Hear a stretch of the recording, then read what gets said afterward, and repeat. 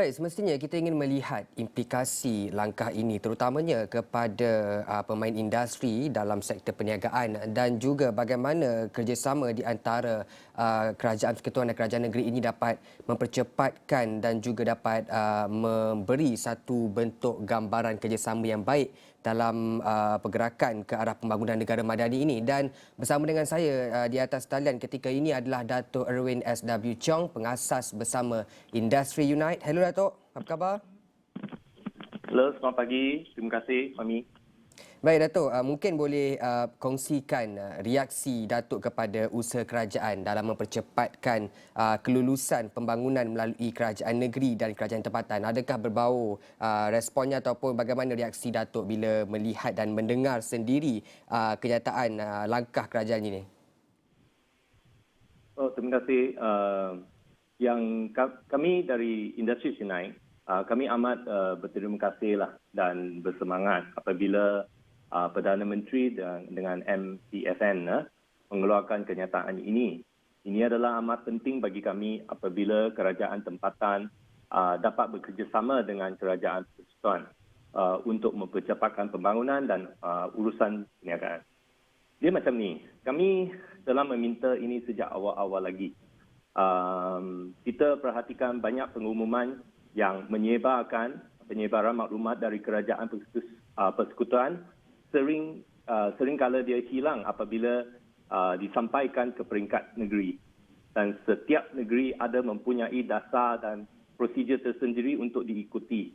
Ini sebenarnya menjadi cabaran kepada semua perniagaan dan rakyat-rakyat juga. Ya, Dato', dan bagaimana sebenarnya langkah ini boleh memudah cara perniagaan pemain industri tempatan sebenarnya? Ini bagi kami adalah penting, terutama bagi perniagaan PKS untuk mendapat kelulusan segera dan cepat untuk pembangunan dan pertubuhan untuk syarikat-syarikat tertentu. Kerana setiap hari adalah kos operasi berkenaan.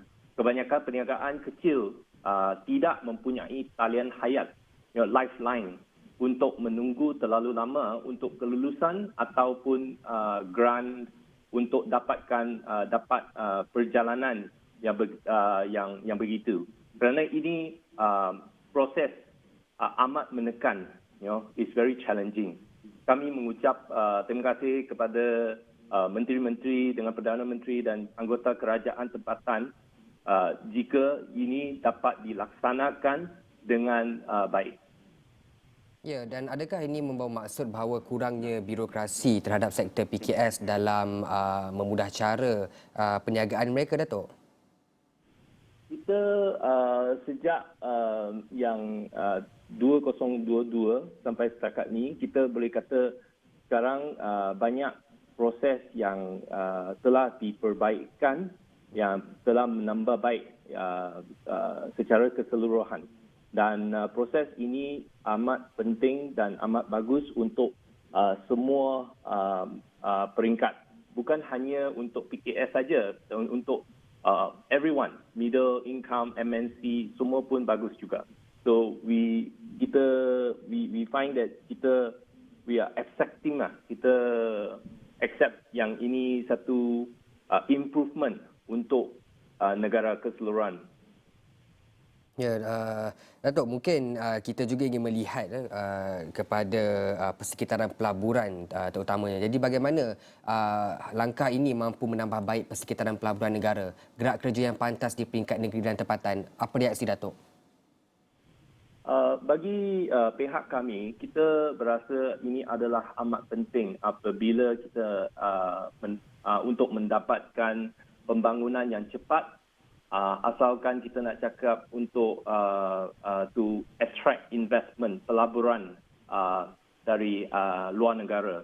Because all these improvement dapat mendapatkan Malaysia untuk menjadi satu negara yang membangun. Bagi kami, Malaysia telah menggelarkan kami sendiri sebagai negara membangun.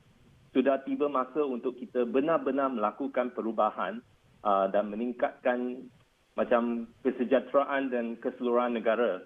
dengan ini kita perlu dapat menambah baikkan dan all the taraf seperti kenaikan gaji, kekurangan kejadian banjir kilat, dan pada akhirnya kita boleh gelar negara kami sendiri sebagai negara yang maju. Dan bercakap tentang Datuk ada cakap tentang bagaimana ia boleh membuka laluan kepada peningkatan gaji dan sebagainya. Saya kira ia juga melibatkan isu kos sara hidup juga. Jadi melihat kepada mungkin akan ada peningkatan pelaburan menerusi langkah ini, adakah tekanan ekonomi kos sara hidup ini juga dapat dikurangkan menerusi langkah ini, Datuk? Ya, yang improvement untuk pelaburan tempatan, pelaburan luar negara adalah amat penting untuk kesejahteraan dan untuk membangun bagi Malaysia. Kerana Malaysia, we depend on foreign investment.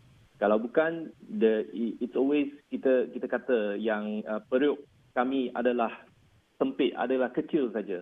So all the Southeast Asia macam Asia Tenggara negara amat penting untuk mendapatkan pelaburan-pelaburan bukan hanya dari sekat MNC tapi untuk setiap peringkat macam PKS dengan yang even small enterprise pun sama juga. So all this semua lapisan peringkat untuk mendapatkan kerjasama daripada kerajaan tempatan, kerajaan persekutuan dengan syarikat swasta adalah amat penting untuk mendapatkan all this penambah baik secepat mungkin for the welfare of our Malaysia. Yeah.